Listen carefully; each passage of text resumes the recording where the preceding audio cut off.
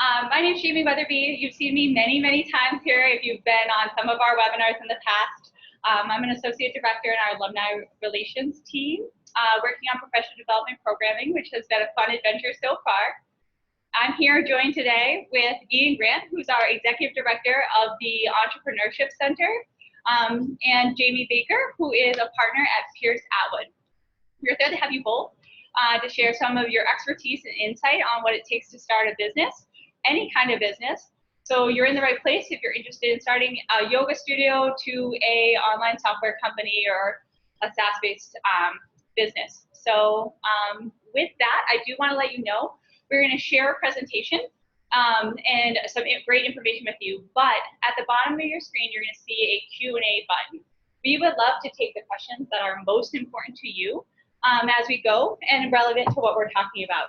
So if you have any questions at all, please just pop your questions down into that Q&A feature, and we will be sure to answer them as we go. So thank you so much. And with that, I'm going to turn it over to Ian. Great. Jamie, thanks so much for having us. And Jamie, always nice to be with you again.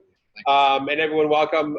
We're actually sitting right in UNH's Entrepreneurship Center. This is the co-working space that students and startups use. So it's nice that you get an additional view.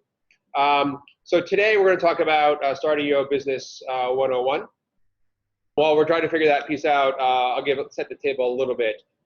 We literally could take 9 weeks programming to talk about all the elements of it.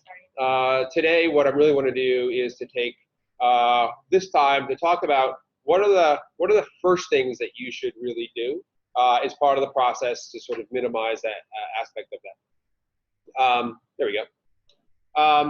So what we call it here, and again, this is the same process that we work 90% with students, 5% with faculty, 5% with alumni. This is the exact same process, and so it's proven to be sort of what we're looking to do. So what we call it is customer discovery, and ultimately, I always say that what I think isn't necessarily important. It's really what does a potential customer think about your process. So that's what we're going to spend some time on. So the first piece here, which I don't know if you could just advance those for me. There we go. So the process is the same. So there's a couple different images here. So whether you've reinvented a snow shovel, right? So we just had a big snowstorm this week. So that's always paramount. Software company, coffee shop, yoga studio, art gallery. Honestly, the process is absolutely the same with some nuanced elements at the end and a little bit more when Jamie talks about the legal piece of it. So, so I say it starts with an idea, but it definitely doesn't end with an idea. But that's clearly, there's something that you have a passion about or that you see an opportunity in the market. That's what we're going to really focus on is that. So, this is a classic statement from Field of Dreams. If you build it, they'll come. The short answer is that, yeah, well, maybe, but probably not, right? And really, really risky to make that assumption. So if you put in whatever money you have or don't have to put into it, that seems to be pretty risky in our experience. So a little bit sort of talking about minimizing risk. So what we really sort of want to focus on is how do we start to help narrow down, and everything is a risk, everything has an element of that to it. But before you spend one penny, look to minimize your risk on what your idea is. So these are some of what I call the warm-up exercises. So before you actually launch, sign a lease, do whatever, these are the warm-up exercises. So first you need to determine, is it a product that you have, so the snow shovel, or is it a service? Is it the coffee shop? And there's, again, some elements to that make some differences, but that's still important. Absolutely fundamental is what's the problem that your business or your idea solves? If you can't answer that question, then you're in a bad place. So really, really focus on that, and we'll talk about some of those ways to do that. So the first thing you always do is to say, look at your direct and indirect competitors. So you absolutely need to understand your potential customers when they look at you or your new idea or your new product. What are they doing when they look at someone else and they say, well, I might buy from them instead of you? If you don't understand who your competitor is, you're at a significant disadvantage. You really want to understand your competitor more than they even understand themselves. So we'll just use coffee shop as an example. So, for your competitors, what's their location? What's their space like? What are their hours? What's the quality of the staff? How much is their coffee and tea and goods? Do they have parking? Is it convenient? So obviously in Durham, there's 6 or 7 different coffee shops. Downtown Portsmouth, there's even more, right? I always wonder, like, why do you go to one coffee shop over the other? And so part of this exercise, if it were a coffee shop, is to really understand what are those certain elements that you do. And then what do you believe? So you have this idea of your business, and I'm going to stay with the coffee shop example. What's your value proposition compared to your competitors now? What would make a customer come to you versus to your customers? So it's that competitive advantage that you have, and you can sort of see, the round ball rolling it obviously is much more of a competitive than trying to push, a square block. So let's just say that it's a new yoga studio. This one, but it's bright space, small classes. Maybe there's 6 types of yoga classes, central business area. This might be something that you end up having instead. I'm just gonna go back. Okay. So maybe for your new coffee shop, right? So maybe there's more space. So maybe there's an example that it's sort of dark and dingy and not a lot of space. You see people sitting on top of each other. Maybe you get a space like this photo that says, hey, we're brighter. Our location is really centralized. A lot of glass windows. People see it. They like the social piece of it. Maybe there's comfy chairs like the ones we're sitting in today versus, stools. Whatever that ends up being, you need to sort of check that out. So now you're just at the start line. So what you really need to do now is to confirm that your prospective customers agree with what your belief is, what your competitive advantage. And again, I can't stress this enough to take the time to do that. So no assumptions. You can't say, well, this is what I believe, so everyone else is going to believe it. And as we say to students and any potential entrepreneur, you need to have evidence, you need to have proof that your assumptions and your beliefs and what your idea is true. So what you do, this is where the customer discovery part comes in, is you need to talk to prospective customers. Ask them, do they see the same problem you do? Do they believe in your answer or your solution to that, your idea? Does that necessarily drive with them? Open-ended questions. You don't want to lead them down the path. Hey, do you like this? Don't you like this? You're going to get yes or no. People may not want to hurt your feelings. You're not going to get the information you need.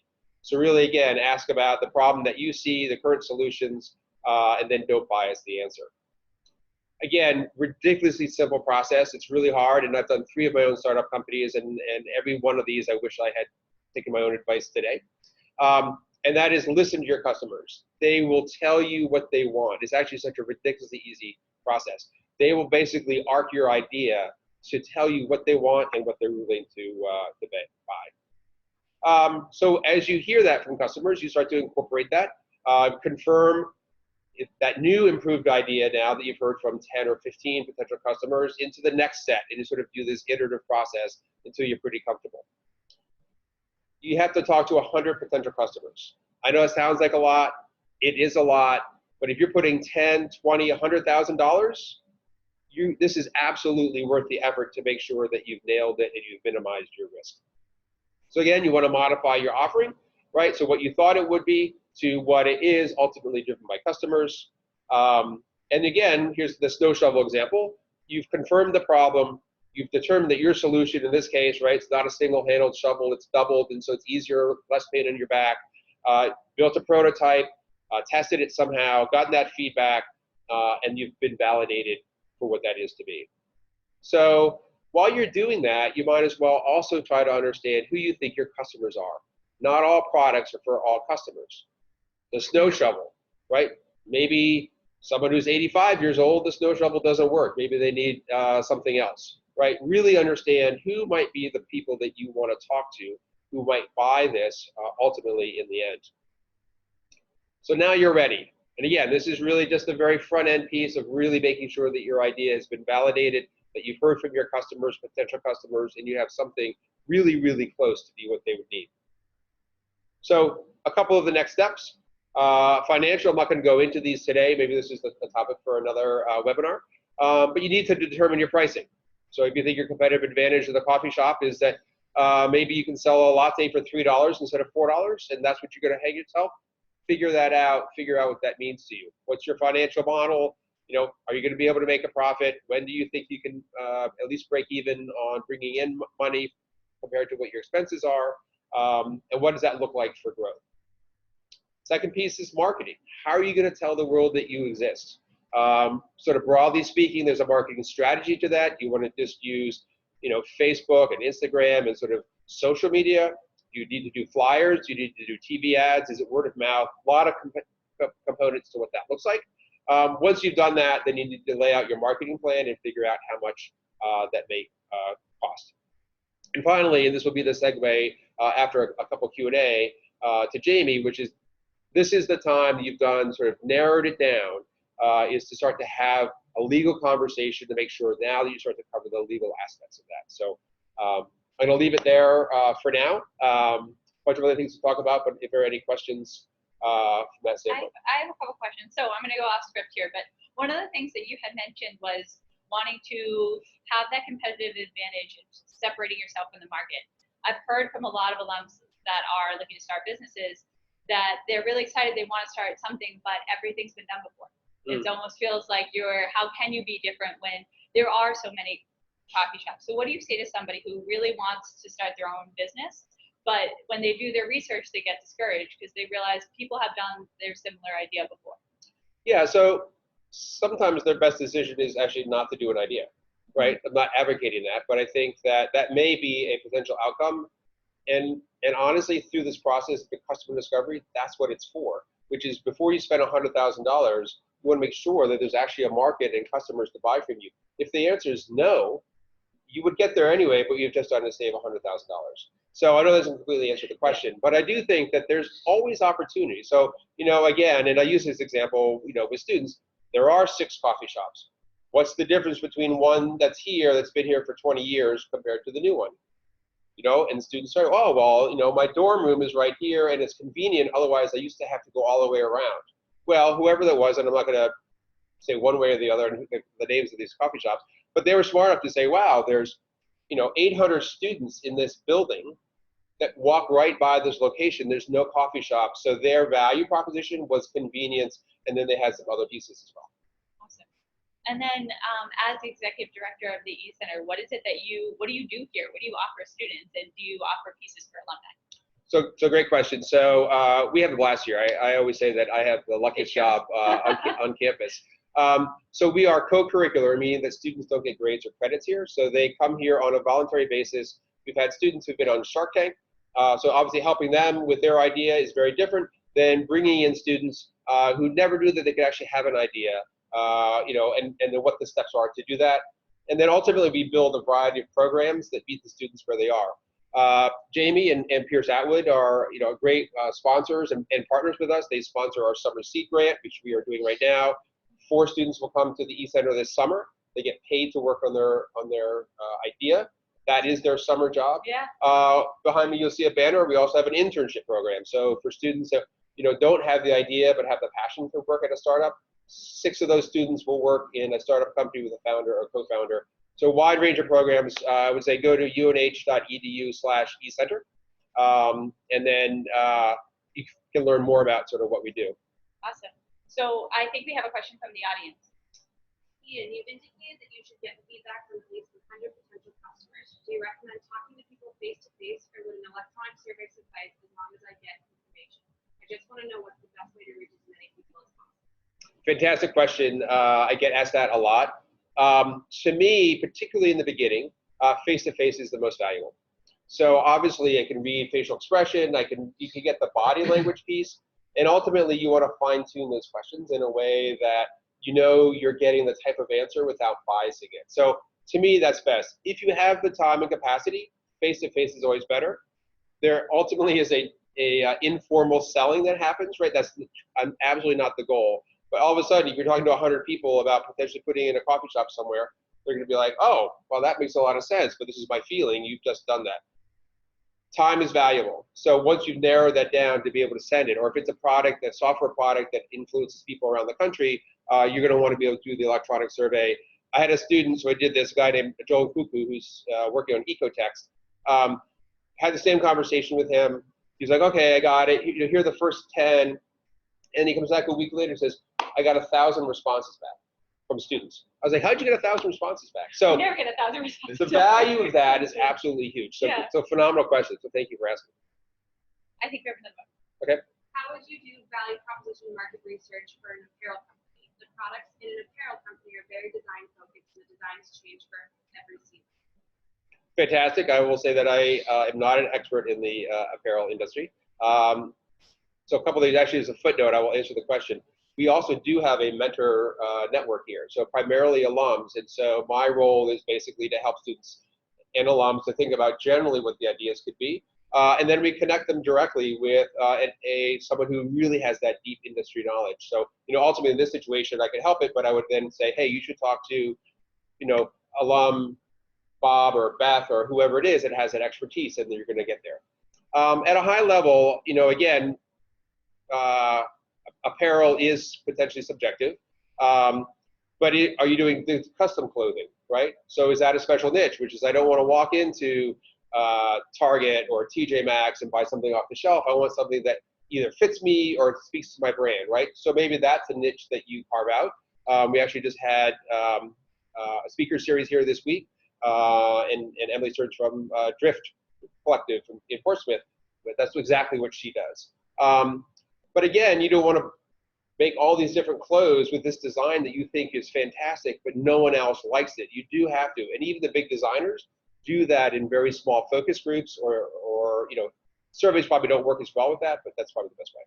And to follow up on that, so you mentioned if you feel like you're not the subject matter expert, there's still a bunch of resources. You have a lot of supportive alumni who do have experience in a wide variety of industries, right? Connected to the E-Center? Yep.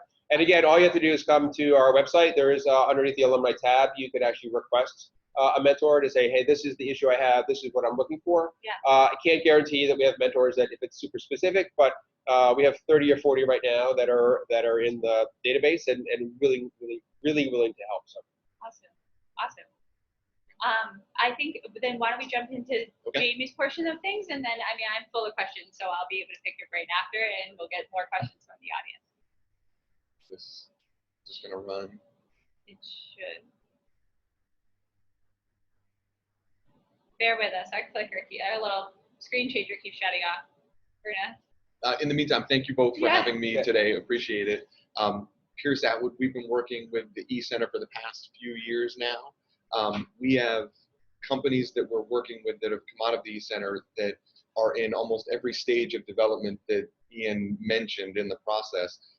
Certainly the startup stage where we're talking about ideas, we're talking about formation issues, all the way through, sort of profitability and, sort of the further marketing of your product. So thank you both. And with that, we'll sort of jump into some of the initial legal considerations you might want to be thinking about. Is that you changing? So we're yes. live? We're good? We're live, we're good. I was like holding bated breath, sorry. Technical difficulties. Yeah. So this a quick slide on the startup lifecycle. Ian kind of talked about the idea and proving viability, which is, the early stages. Do you have something? Is there a business concept? The next couple steps, build, scale, maturity. We're not going to focus on those today, but again, companies that have come out of UNH over the past couple of years, and obviously farther back, but since I've been working with them, companies that have come out of the E-Center are in all stages of these of this life cycle, and today we'll focus on some of the earlier stages.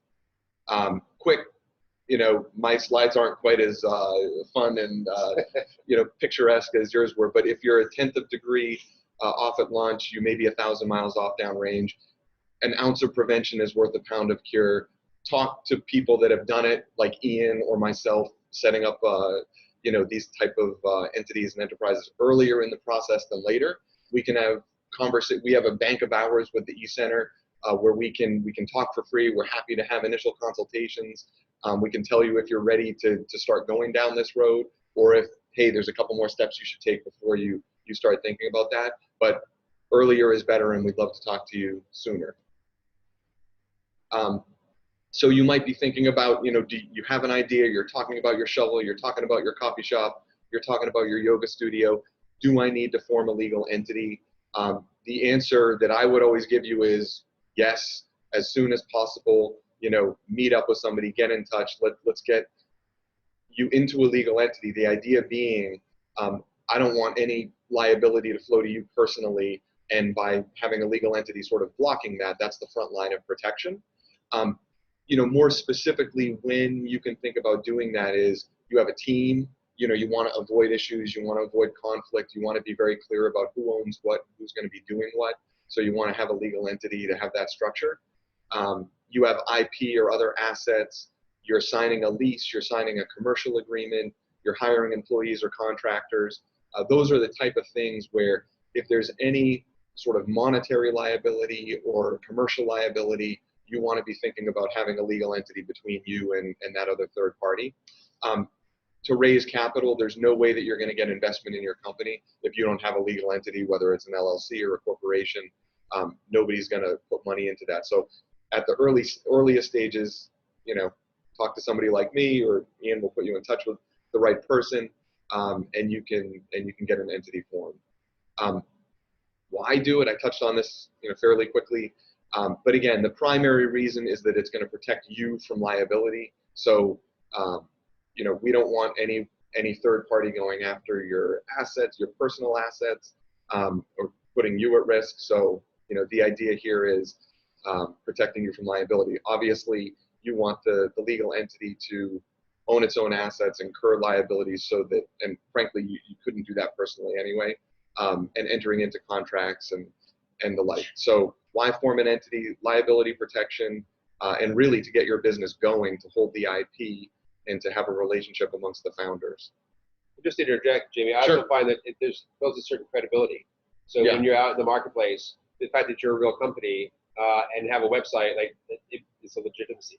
So, Yeah, that's a fair point. And in all fairness, the paperwork's not super complicated. Correct. It's a pretty easy thing to do. It's not like you have to jump through a million hoops, right? Yeah, that's exactly right. The we have a package. It's so formulaic in some senses at the early stages that we're happy to oftentimes give away that product for free.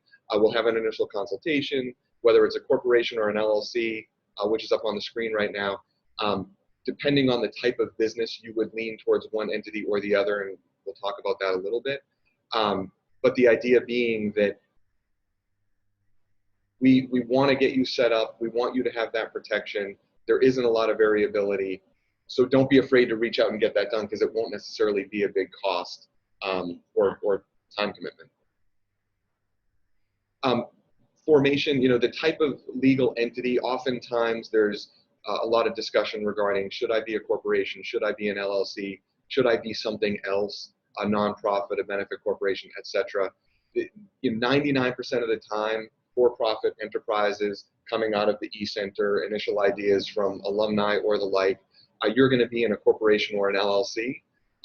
Corporations typically, you're thinking of potentially a more high-tech venture, potentially a more capital-intensive venture that's going to need professional investment from either venture capitalists on a series basis or a private equity firms. LLCs, you're typically thinking about slightly more closely held, maybe not as on the high-tech end, services businesses, real estate holding companies are perfect for LLCs. That's a conversation, it wouldn't be unlike this back and forth where you're trying to figure out, in what direction you're going. We kind of have an informational session where we learn what would be the best path for you. And, you don't need to make that decision. We can help you through that process. We have a question from the audience. Can you touch on differences on starting a nonprofit versus a profit company? Absolutely.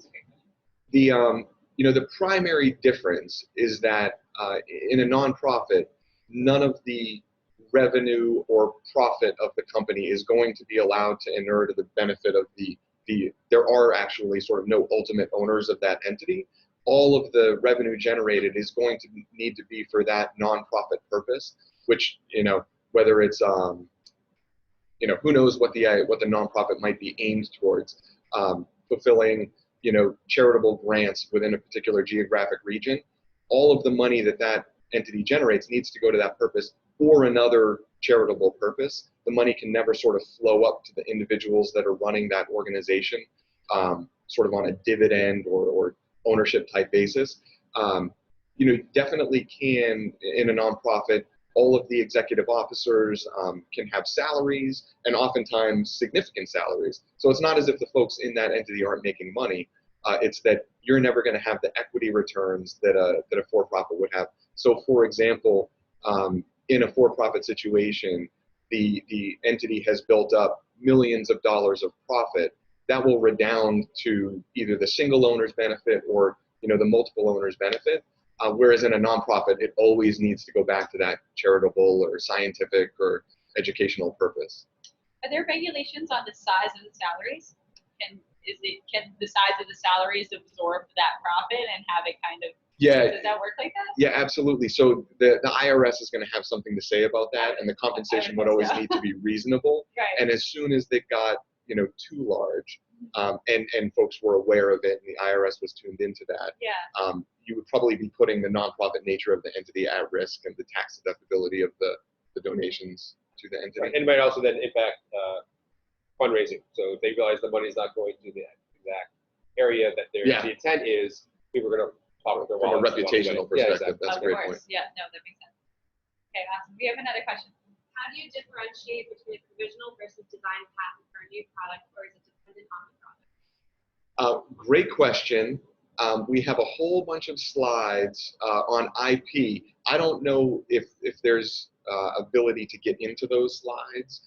For the folks that are participating in the webinar, if I'm not an IP lawyer, so I'm going to stay away from that question, just so that we don't, I don't give out wrong advice or anything like that. The point is, if you do want to follow up after the webinar with me, I can put you in touch with folks that would be able to give you, you know, chapter and verse on those types of intellectual property questions.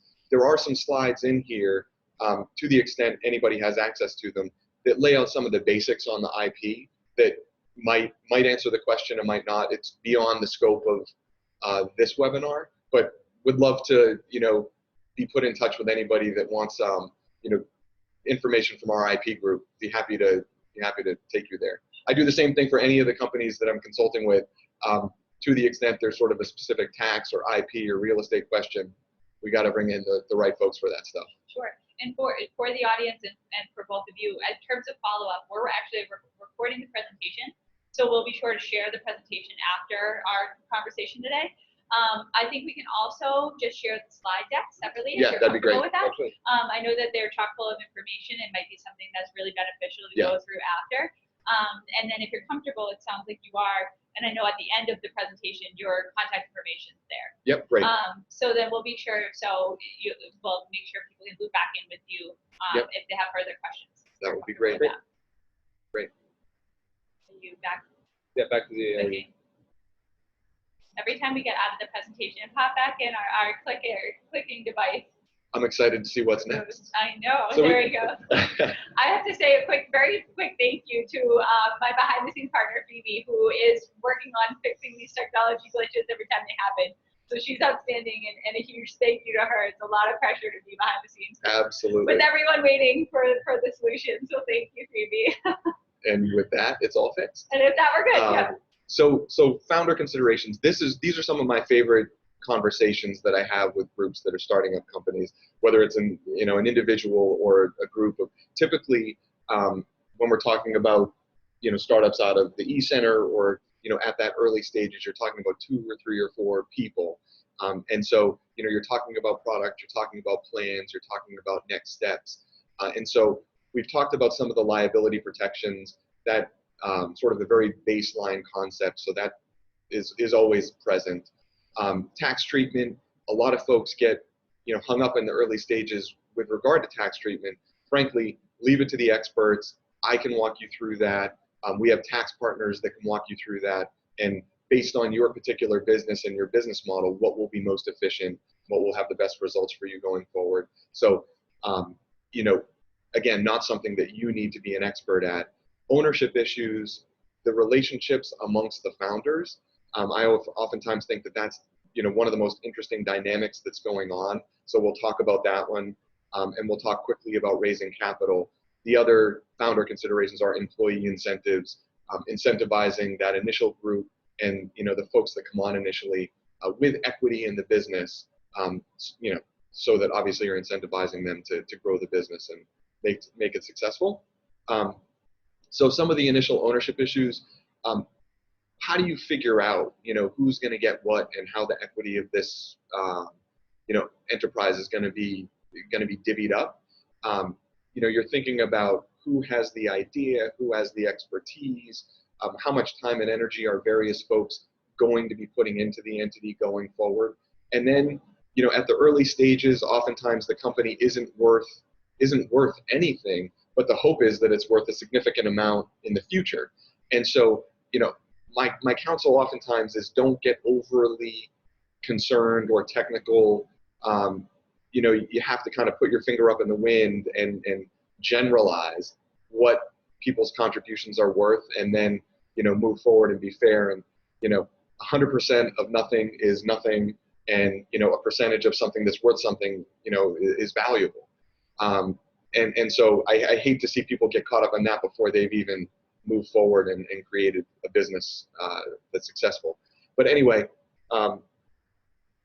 you know, other ownership issues would, moving aside from, you know, the allocation of the ownership, you know, what does ownership mean? It means you're going to be voting for the board of directors, and the board of directors is the group of folks at the initial stages, at any stage, that controls the strategic direction of the company, and hires the CEO and kind of determines where the company is going to be going.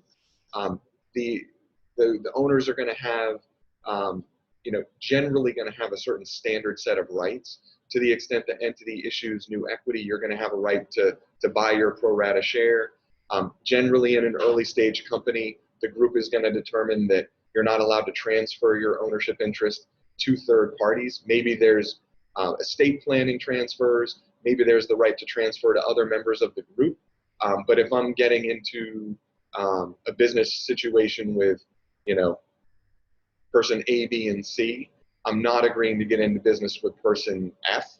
And, you know, I don't want to have to be forced to do that. I don't know what their expertise is. I don't know what their history is.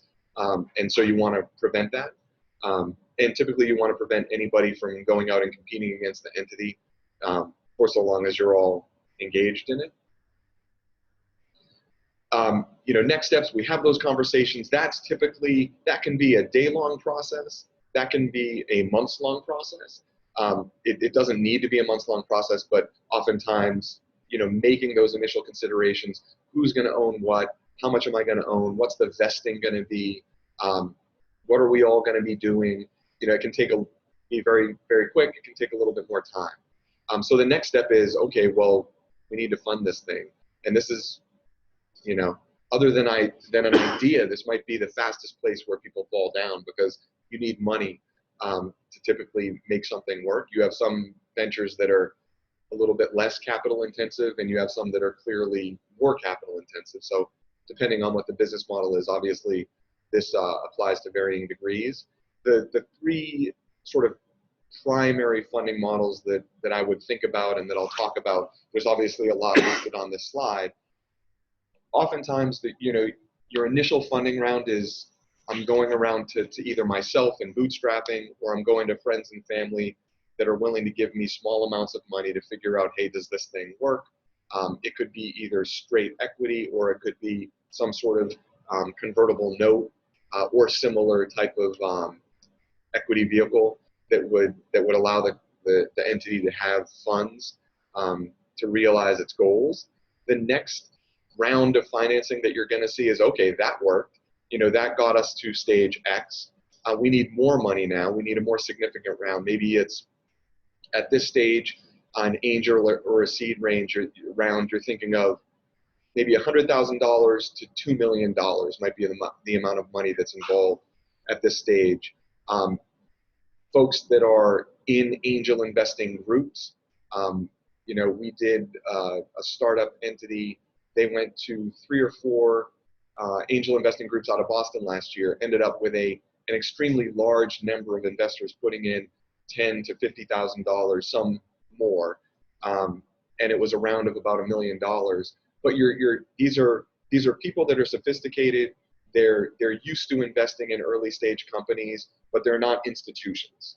They might funnel it through one particular entity so that it's a little bit more of a seamless process. You have one lead investor leading the way, negotiating all the terms, but then everybody kind of piles in at the last minute, and you can sort of realize the leverage of not negotiating with 50 different people. And then the next typical round for a company that needs, significant capital is a preferred stock round that would be coming from a venture capital firm, some sort of institutional investment.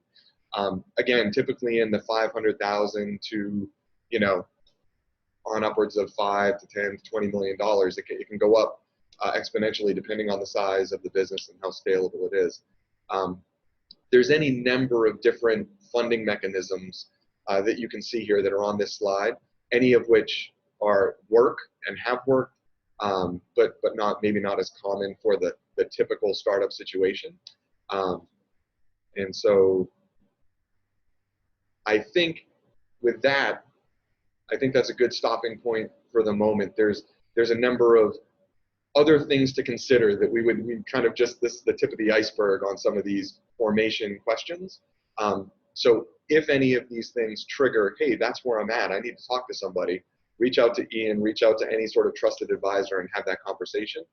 The next slides, to the extent anybody wants to flip through them, really relate heavily to some of the startup considerations with regard to intellectual property. So that, to the earlier patent question, that might be helpful to flip through those at some point. Just one thing I just wanted to jump in and reiterate an offer Jamie made.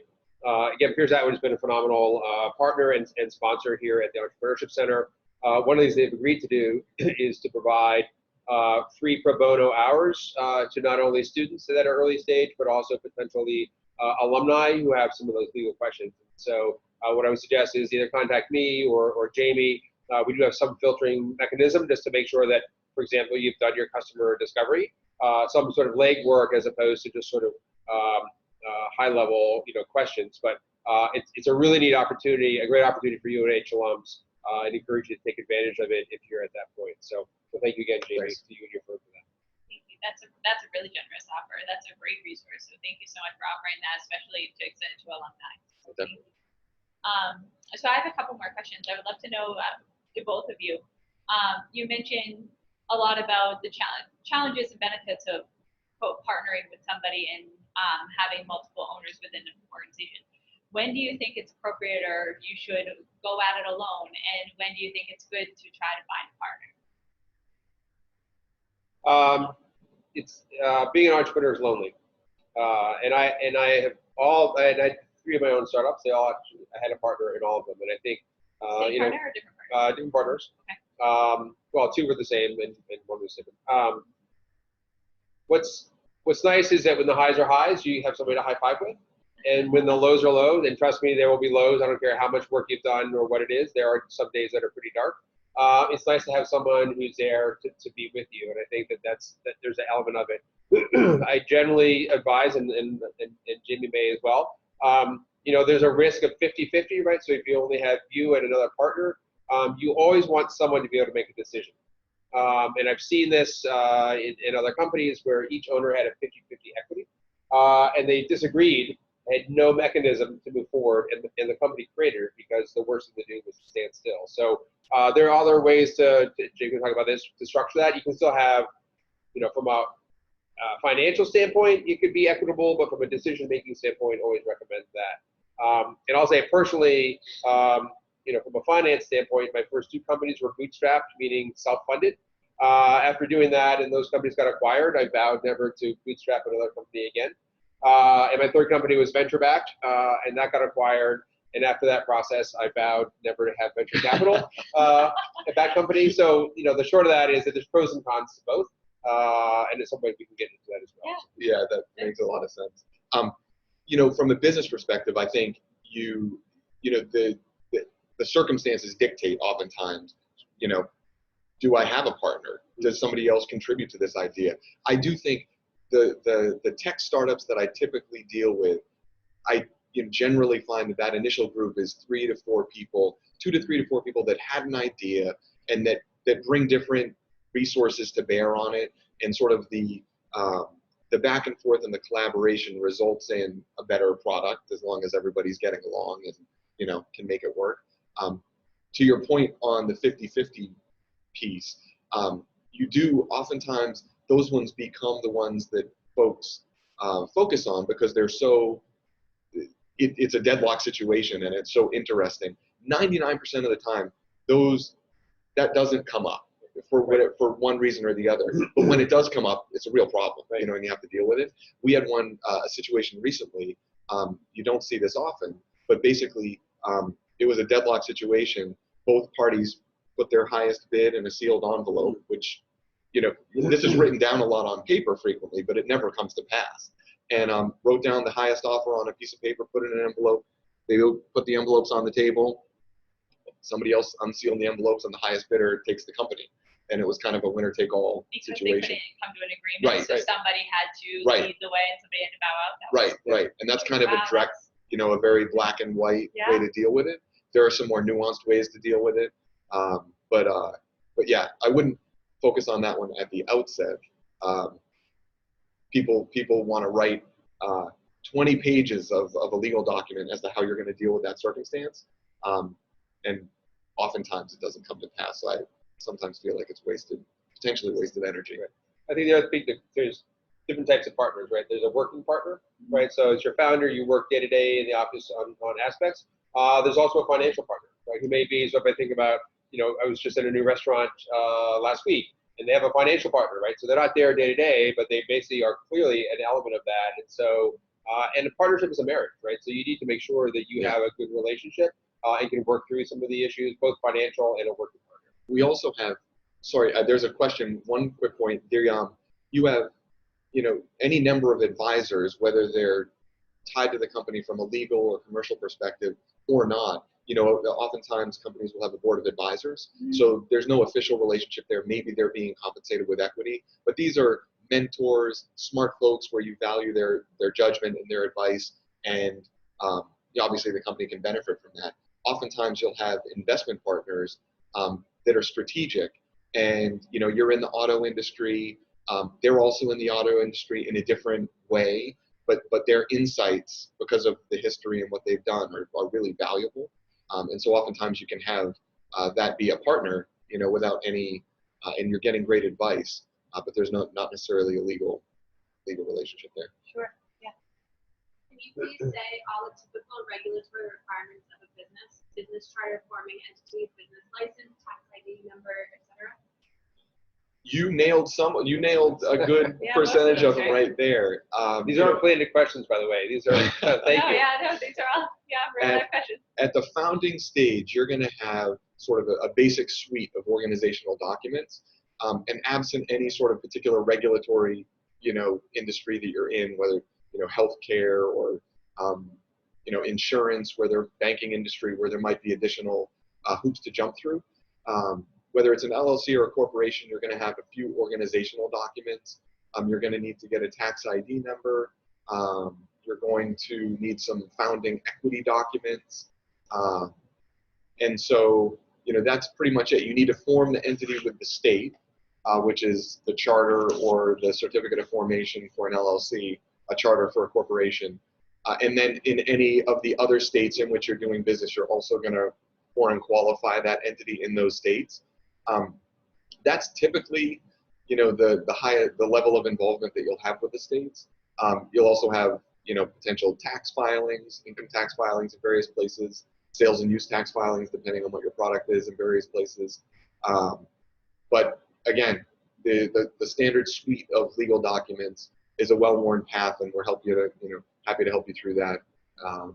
You know, anytime. And you just give me, I think, like an LLC, the actual filing fees, a couple $100. Is that? Yep. In Delaware, you're typically looking at $500. When it's all said and done, there's some registered agent fees. Most corporations and LLCs that are, you know, planning on sort of having a long-standing business, Delaware is the sort of gold standard. Depending on the type of business, it's not a problem to file to form your entity in other states. Do that all the time. New Hampshire is $100 to form an LLC. So, you know, fairly inexpensive, and you know, fairly straightforward and easy to get done. How important is business insurance, in specific to an e-commerce B2C startup business involved in manufacturing and outsourcing selling physical products?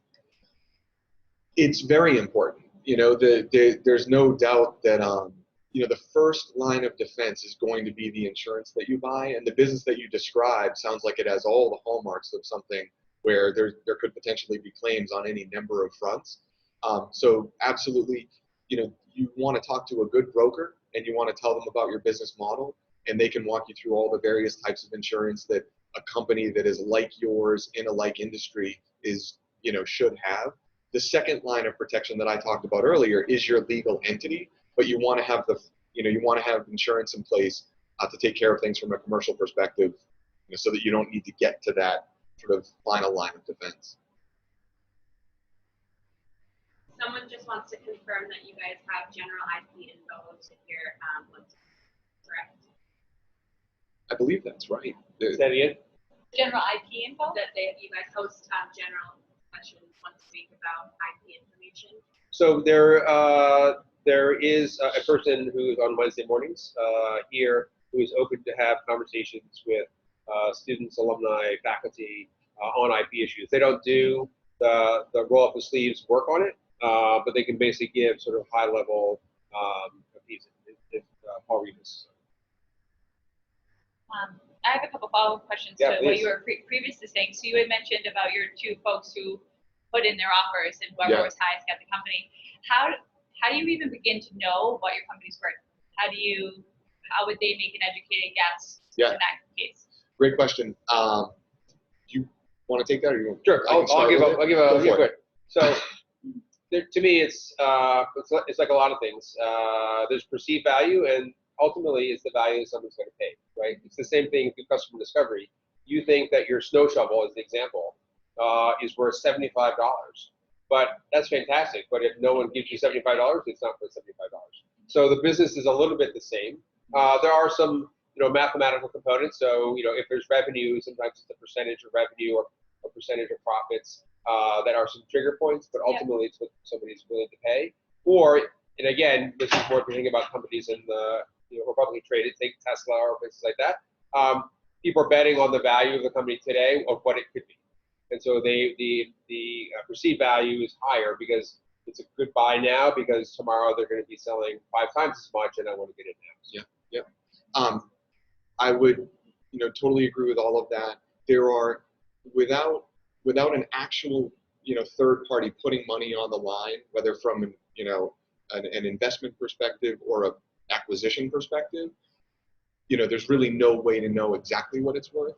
There are, you can go to sort of an independent third-party appraiser or valuation expert that's going to look at any number of metrics and then come up with, hey, here's what I think your company ballpark is worth. That only goes so far. We, working on a situation right now where it's a piece of real property with some, business components to it, and it's a buyout situation.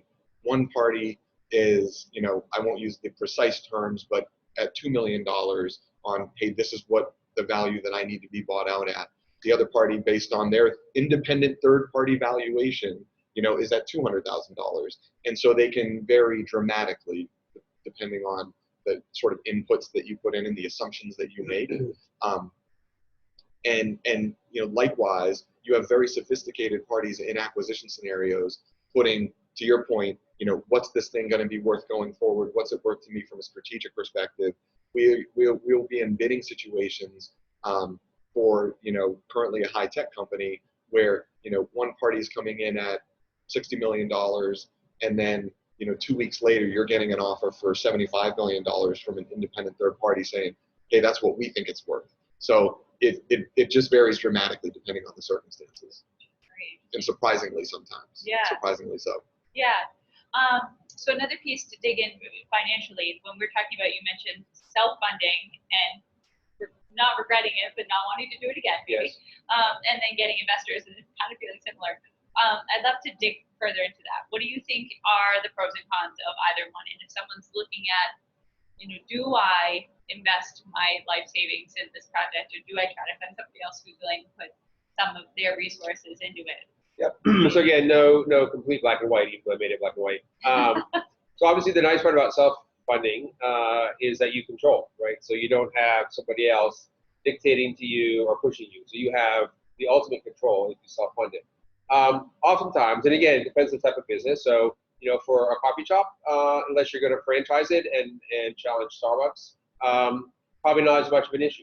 My companies were high growth companies, and so by basically self-funding it, we had to rely on the profitability to fund growth. And so what that does a little bit is to slow the ability to grow faster.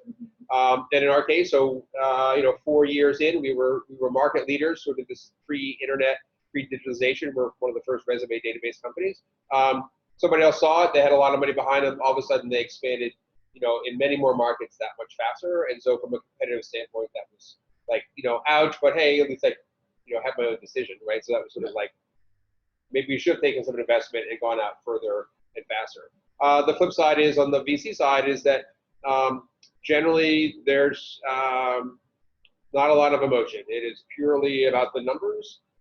They do what they do it well. 1 out of every 10 investments hits for them. So those other 9 companies, sometimes they hit pretty hard. And so, and again, oftentimes you do things because you're required to based upon their opinion, which sometimes surprisingly may actually run counter to what you should do to grow your company properly. So those are pros and cons, but obviously they're giving you the capital, they're assuming the risk, and so it is this risk component. And so fully, like, you don't give up equity, you're selling equity, and they are assuming the risk, so they should, honestly have a say. So again, that's why there's pros and cons to both. Yeah, I think that's exactly right, and I think that the primary consideration is, the control piece, and you're a founder, you've been making all the calls, and all of a sudden, you either, your ability to do that is limited or it's completely taken away, and that, puts people in a different frame of mind and a different place than they were before. So I think it's an emotional control piece as much as anything. Oftentimes it does come down to the realities of the situation too, though, is, well, I'd love to not take on this money, but my business simply can't compete or grow without it.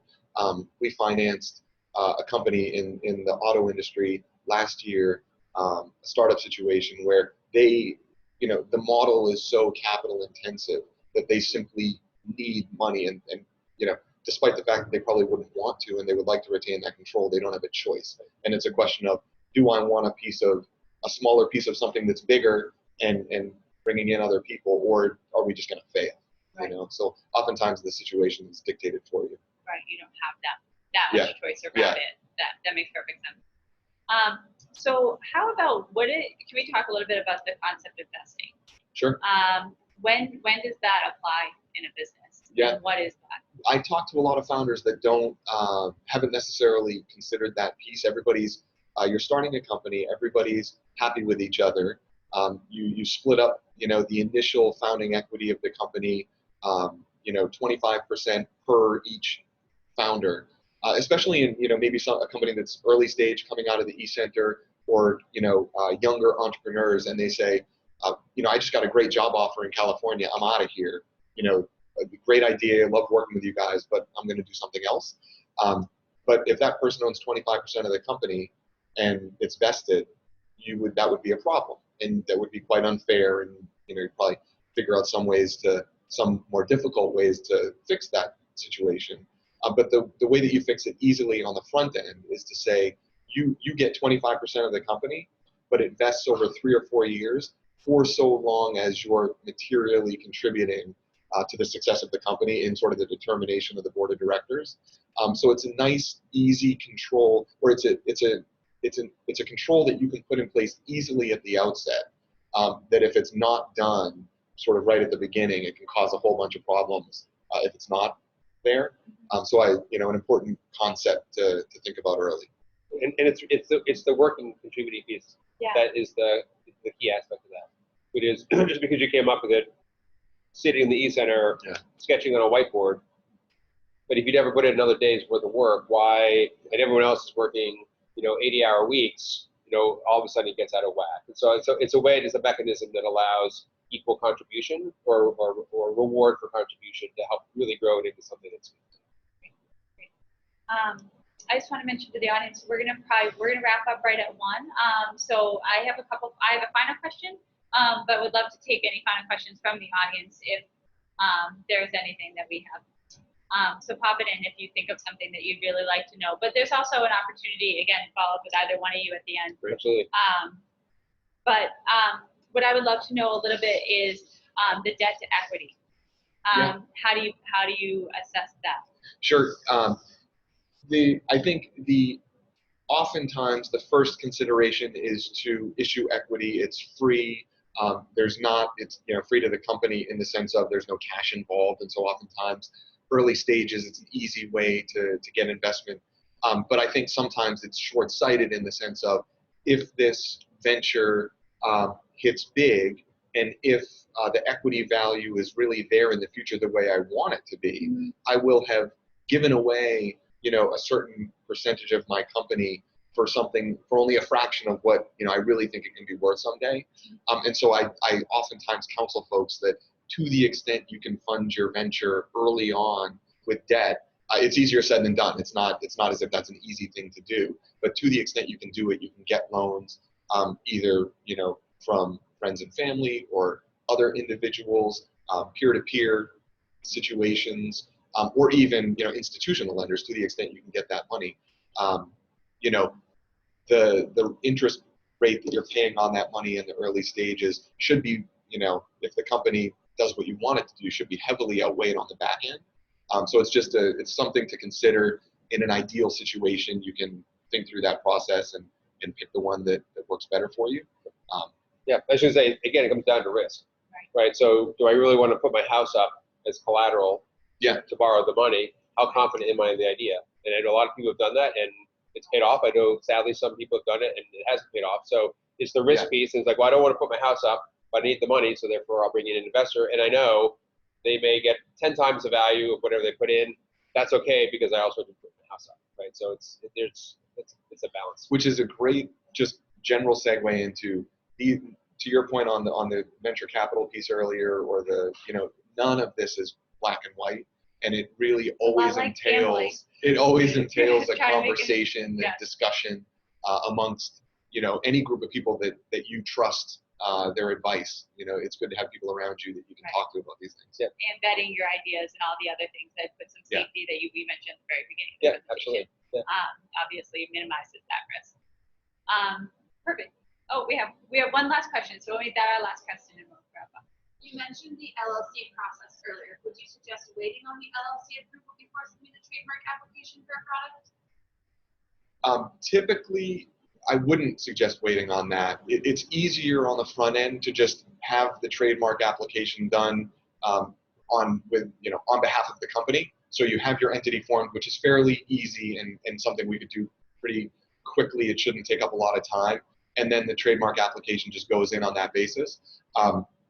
Go out on a limb here. You can do it personally and then assign it over, but it's just an extra step. Either way, not something that should hang anybody up. And I would say, to the extent the trademark's important to your business, get it done one way or the other. A follow-up question. Can you get investors before you have an LLC, or can you receive funding at any point? Be quite harder, right? Yeah, I guess theoretically you could have folks give you money for your business prior to having any legal entity formed. You typically wouldn't, though. I mean, you'd be hard pressed to get people to put money in on that basis, other than maybe your parents or some very informal basis. So the advice would be you need a legal entity. You need a mechanism to hold the money and for folks to invest in.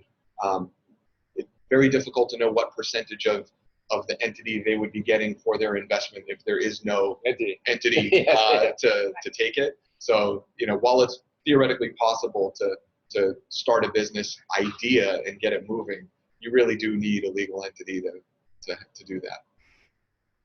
Perfect. Well, I think we'll wrap there. Ian, Jamie, thank you so much for all of your time, for being here, your great resources and information. A lot of prep went into this presentation, so I appreciate you both so much. And thank you again, Phoebe, from behind the scenes, for making all of the back end stuff happen.